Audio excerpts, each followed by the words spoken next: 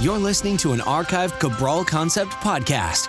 After listening to this show, check out the most up-to-date podcasts available at stephencabral.com/podcasts or search directly on iTunes. And now, welcome to the Cabral Concept, where board-certified naturopath and integrative health practitioner Dr. Stephen Cabral shares how he was diagnosed at the age of 17 with a life-altering illness and given no hope for recovery. It was only after studying and traveling all over the world did he discover how to combine ancient Ayurvedic healing practices with state-of-the-art naturopathic and functional medicine to fully rebalance the body and re-energize it with life. It's time to discover how to get well, lose weight, and finally feel alive again. And now, here's your host, Dr. Stephen Cabral. Really looking forward to today's Friday review. We're going to bring you a couple articles that were actually just written by our phenomenal health coaches on our team. I want to highlight them, highlight their work, and absolutely some great recipes as well as safety precautions in the kitchen that you should be taking. But before I get to those delicious recipes and that non-toxic cookware that I want to talk about, I want to bring you an article that was recently in the news. It was actually on a website called Live Science, and this was just written about 4 or 5 days ago by Mindy Weisberger. I always like to give credit where credit is due, and she wrote an article, and I think a pretty succinct article, on all the different dangers of outdoor air pollution. Now, why am I bringing this to your attention? The reason I'm doing that is this. Not to scare you, certainly not that. I live in the city myself. I know that in the air, there's a lot of invisible toxins that I can't see, okay? I can't do anything about those. I've talked about those before. That is the exhaust fumes, the diesel fumes, anything that's being like burned around the area, all the different brake dust, all of the noxious chemicals from the trains going by. I can't do anything about that. That's the world that I live in. However, I still can't bury my head in the sand and pretend that it's not going on. So what I want to do is I just want to bring you a little bit of the research, understand that although we can't always correct all of it, there's a lot of things that we can be doing in order to limit our exposure, okay, both outdoor and indoor, but then also make sure we're removing these things from our body. Very, very important, okay? So again, I'm going to give you the outline of this, and then you can always check it out for yourself. I'll give you the link as well to Mindy Weisberg's article on the 8 ways that air pollution can harm your health. Really liked it. Was going to do a whole show on it, but I figured why not bring you a little bit of research on this Friday review where I want to talk about how all of us can get healthier, and that includes the air we breathe. Really, really important. Talked about approximately 3.3 million deaths per year are due to outdoor air pollution that can directly be linked. Of course, outdoor air pollution affects all of us as it builds up our toxicity level. So it's very, very interesting. I know the majority of these do take place over in Asia, especially in China and India, where the air pollution is quite high. I've been to both India and China, and I can tell you that even on a sunny day, sometimes you can't see the sun directly because of how thick the smog is. Now, obviously, that's not a good thing. A lot of this comes from factories burning coal and all sorts of different fuels that goes up into the atmosphere. There are many, many other reasons besides that because of the sheer amount of cars on the road, many other issues. But what are some of the issues that they can lead to? Well, one of them is infertility. This is a really important one, especially with men. Poor sperm quality. So we're looking sometimes, like I talk about this from a functional medicine perspective. Sometimes it's low zinc, sometimes it's low vitamin C, sometimes it's stress. There's a lot of different reasons, but one of the reasons as well can be pollution, outdoor environmental-based pollution. I'm going to go through these pretty quick because I want to give you an overview. You can always do a little bit more work on your own. Osteoporosis. Okay, about 9 million people right now suffer from osteoporosis, or at least that's the amount of new cases coming about. That's actually a low number, I would say. All right, so we're looking at that for just ages over 65. The amount of osteoporosis and bone fractures are increasing, and especially when people lived in environments with greater amounts of pollution levels, especially in low-income communities, urban city-based communities. Something very interesting to look at. I'm going to pull this all together at the end about why this is. Okay, strokes can increase. Strokes can increase because of the amount of solute, pollution, and damage to the liver itself. We're going to talk about that and in general with cardiovascular disease and kidney disease. So kidney disease, cardiovascular disease, we're going to lump up next. Okay, why do these all go together? Well, when your blood has a lot more solute, a lot more particulate, a lot more toxins, PCBs, dioxins, flame retardants, all of these things from the environment, we're asking the kidneys and liver to do a lot more filtering. filtering of plastics and man-made synthetic chemicals that they were never designed to do. Just keep this in mind, that we know from the Gulf War, from the Korean War, from the Vietnam War. When we use chemical-based warfare, people suffered tremendous kidney damage, liver damage, and neurological-based damage because of these chemicals. A lot of these chemicals were brand new on that type of scale, and people paid the price for it. And that's not something that we want to see continue to go on, especially even when they're at these lower levels. Now, blood pressure. Blood pressure is another one. When our kidneys aren't functioning properly, when our liver's not functioning properly, when our body's in a greater amount of fight or flight, when our magnesium stores go down, when the body's imbalanced in terms of minerals, our blood pressure can also increase. And what they found is that virtually everyone in polluted-based environments can lead to higher levels of hypertension. Those people who are already more predisposed have an increase of at least 22% versus, let's say, a non-urban area, less polluted area than a polluted area. That's pretty tremendous. So if we're looking at additional reasons of why someone might have high blood pressure, really important to look at environmental-based toxins. Okay, birth defects. Negative birth defects is really, really important to look at as well. So what we're finding, I talked about this a lot in my upcoming book, is that when the mother is exposed to heavy metals and chemicals in the environment, those heavy metals and chemicals can be passed on through the mother's placenta to the fetus. We're finding now that unborn children before they're even born have an average of 272 man-made cancer-causing toxins in their body. It is just absolutely deplorable, but that's honestly what we're dealing with right now. And of course, in higher pollution-based societies or cities, we're seeing more of that. The last one I want to bring to your attention is mental health-based issues. Okay, so we've already seen a correlation with dementia, a correlation with Alzheimer's in greater amounts of heavy metals, such as aluminum, such as mercury. It's really important to look at this because you can find out those levels earlier in life, 30s, 40s, 50s, 60s, 70s, and you can do something about it now. And I think that's extremely important to do because all of these things that we consider disease, whether it's dementia, Alzheimer's, autoimmune, high cholesterol, stroke risk, any of these things, they happen over time. It's an accumulation over time. This is what I'm going to be talking about in my upcoming book. What I want you to do is be able to do something about it now. You can't always control what you do when you go outside in your environment, but what you can control is having something like an air filter inside of your house, okay? That's important. It can also help with the amount of cruciferous vegetables that you take in. What is that? That is your sulfur-based vegetables for the most part. It's your broccoli. It's your cauliflower. It's Brussels sprouts. It's all of those really good, hearty greens. I know cauliflower is not green, but you can get a lot of your detoxifying greens on a daily basis.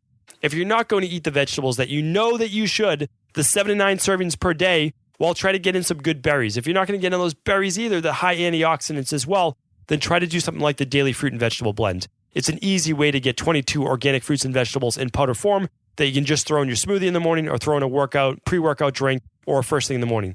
But do try to get something with those deep greens. Now, if you can do something like the daily fruit and vegetable blend or something else that has the cracked cell chlorella, the wheatgrass, the dark greens, the spirulina, that's going to allow you to also better detoxify, give your liver more of those antioxidants that it needs, but also it's going to help you as a natural chelator of heavy metals to move those out of your body. That goes for all toxins and pollutants.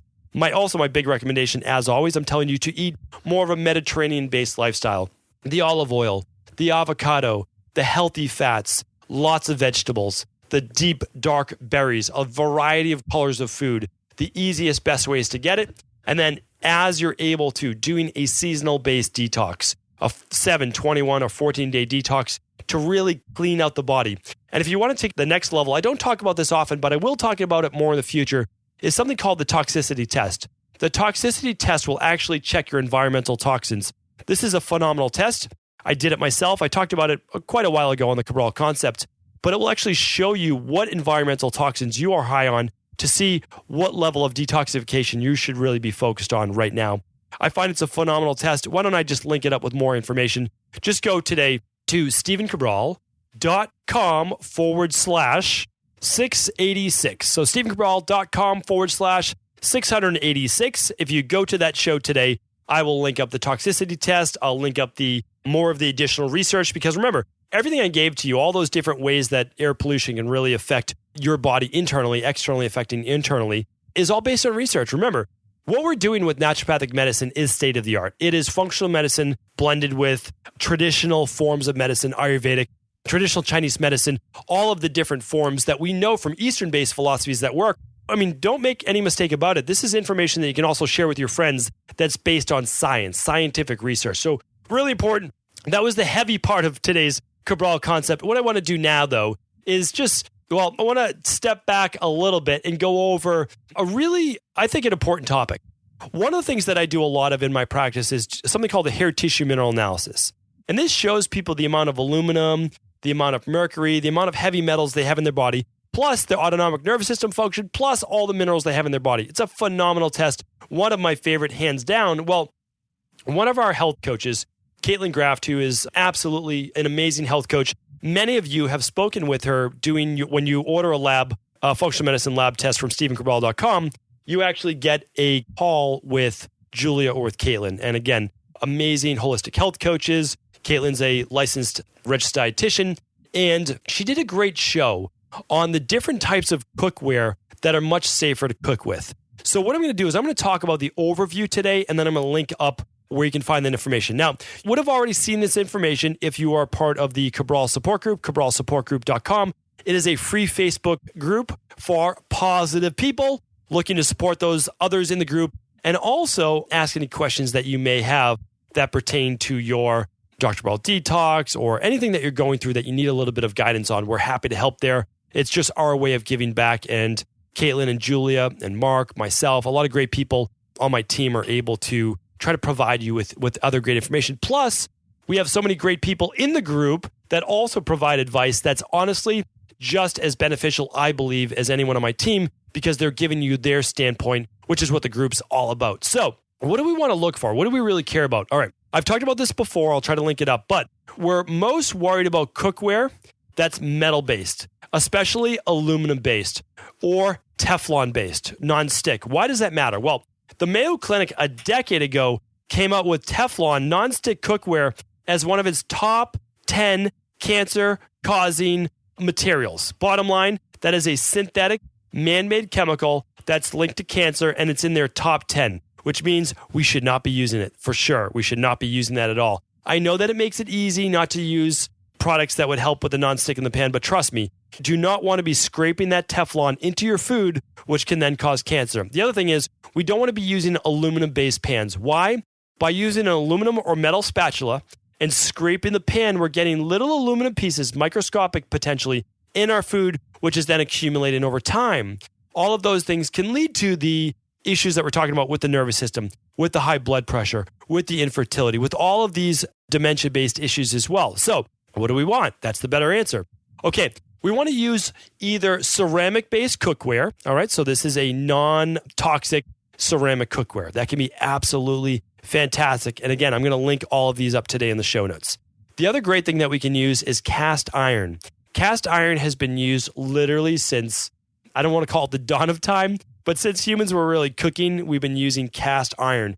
It holds up well under any type of heat. It's extremely heavy, it's durable, and can be used for most people. Not everyone, but great for most people. Okay, another great thing that I do like is glassware.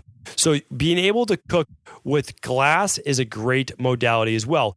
Too hot with glass, and yes, it's not that fantastic, but for the most part, a non-lead-based glass, which pretty much all glass cookware is now, can be a great alternative. We use that quite a bit in my house as well. Instead of using aluminum foil in my house, we also use parchment paper instead, or we don't use anything. We don't use any aluminum foil in my house because we don't want that aluminum going directly into the food. That's very, very important to look at as well. And of course, we don't use any plastic wrap for heating as well. Really, really important there as well. Okay, now you can use stainless steel. If you love using metal, okay, stainless steel will work.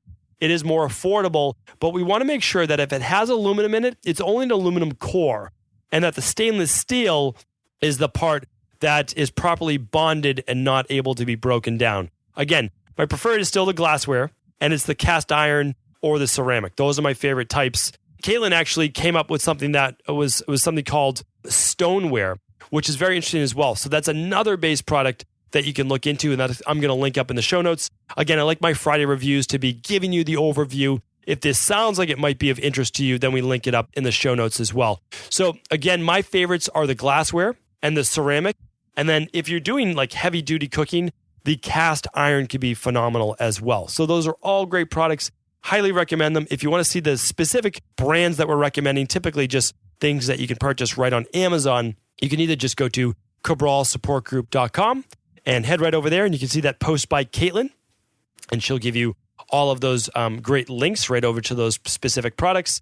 And just making sure as well that you do stay focused on, very important, why you're not doing the aluminum-based cookware as well as the non-stick. Now, the other thing I'll just say is whatever you're using for a spatula or some type of utensil, is that try to stick with wood or bamboo. Those are both phenomenal to use. You can actually get ceramic-based spatulas as well, or stainless steel. Make sure they're not aluminum, that they're not going to scrape the pans and take the metal or take anything off the pans as well. Okay, so check that out. You can definitely get more details over at cabralsupportgroup.com. Completely free, of course. We just ask that you're a positive member of the group, that you're looking to support others and give back as much as you take to the group. That's it. That's all we ask. Okay, now the other one that I want to talk about is from Julia Hayes, who is our other phenomenal health coach within our group. And every Wednesday, she posts a recipe to our group. I mean, it is phenomenal, the recipes that she comes up with.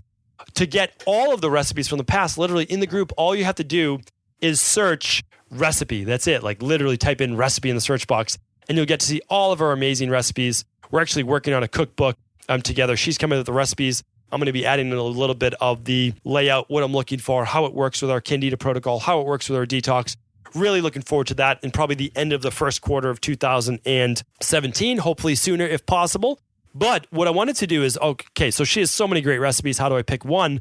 Well, the one that she just put out this week is a dairy-free version of a caprese salad. So a caprese, or some people say caprese, is usually sliced tomato with mozzarella and maybe some basil leaf on top with a little bit of olive oil. Okay, so how do we do that for our detox, or how do we do that for our Candida-based protocol? Okay, well, we just have to get rid of that mozzarella cheese for right now. Now, in the future, could you do some buffalo mozzarella if you choose to, or some goat cheese? Sure, in the future. But what about for the people who are looking to be dairy-free? All right. And what about, though, this is a great idea. Julie said, what about bringing this to a holiday party? I thought this was phenomenal. This would be a delicious thing to have as an appetizer. So I'm going to give you the recipe, and then, of course, I want you to head over to Cabral Support Group if you want to get the recipe for yourself. Now, what Julie's doing, and it's a great photo too, is sliced tomato, a little bit of salt and pepper, sea salt, of course, and then we're doing sliced organic avocado. And then from there, she's doing so the sliced avocado is going on top of the tomato. That would typically be, that's where the mozzarella is. And again, I love heirloom tomatoes. Julia points out that you want to try to do heirloom-based tomatoes, local, organic-based heirloom. That's the best way to do it. Okay, then the avocado is going to be sliced on top, probably just about 1/4 of an inch, because you don't want it too thick for the avocado, especially if you're having a bunch of these slices. And then a fresh, organic basil leaf right on top. You're going to drizzle that with a little bit of olive oil. Choose to do a little bit of balsamic if you choose to, or a little bit of apple cider vinegar, or none at all. I typically go none at all, but you're welcome to do that. That vinegar will give a little bit of that tartness that a lot of people like. And this is completely raw, just a really great appetizer. People love this if you bring it to a holiday party. And of course, one of the reasons why you might want to bring this to a holiday party as well, or any party, is then you then have something healthy to snack on, right? Like that's part of the ulterior motive, we'll say, is that you share it with everybody. So everybody gets this healthy appetizer, but then you get something healthy for yourself as well. Great recipe. I'm going to post that over onto the group. Julia gives you the exact recommendations about how many tomatoes, about how many avocados, how many bunches of basil, all of that great stuff. So always like to be able to share those things today. Again, I didn't create any of the research today for the pollution-based articles. Julia Hayes came up with this delicious recipe. Caitlin Graft came up with the healthy versions of the cookware. And what I want to do on these Friday reviews is give you products, recipes, technology, research, all of the things that I'll use for myself in my own practice, with my family, all of the people that I interact with in our community. And I want to be able to share that with you. So again, if there's something that you love, I'd love to hear about it, because if it's something that I believe can help all of our community, I'm going to recommend it on the podcast. I'm going to get it out to everyone out there. And that's what it's all about. It's about learning from others, using all of their great knowledge as well, accumulating that knowledge, using it for yourself, getting yourself healthy, living longer, feeling stronger, and then passing that on with others. Hopefully you enjoyed today's show. If you did, please do feel free to pass this show on to others. Thank you, everyone. Hope you're enjoying the holiday seasons. Take care, and I'm going to be back tomorrow answering your questions on the Cabral House Call. Are you ready to heal yourself and then go on to heal others? If so, the Integrative Health Practitioner Institute can help you discover proven functional medicine protocols that blend the best of 7 different healing disciplines from around the world. I personally share with you the exact handouts and protocols I use in my private practice that enable people to get well, lose the weight, and live longer, stronger. I want to pass this information on to the next generation of health coaches, and that is exactly why I created IHP. We are the future of the health coaching industry, and the skills and knowledge you will learn will make you an in-demand certified health coach anywhere in the world. Although we have many medical professionals taking the IHP certifications, no experience is necessary, and half our members have no previous health certifications. At the Integrative Health Practitioner Institute, our motto is a health coach in every home. Our goal is that you take this knowledge and then share it with family, friends, loved ones, your community, or in a practice where you create a career you love and can be proud of. The global IHP community is filled with some of the most kind and caring people in the world, and we can't wait to welcome you into our world soon. For more information or to set up a discovery call with one of our IHP Health Coach graduates, simply head over to integrativehealthpractitioner.org.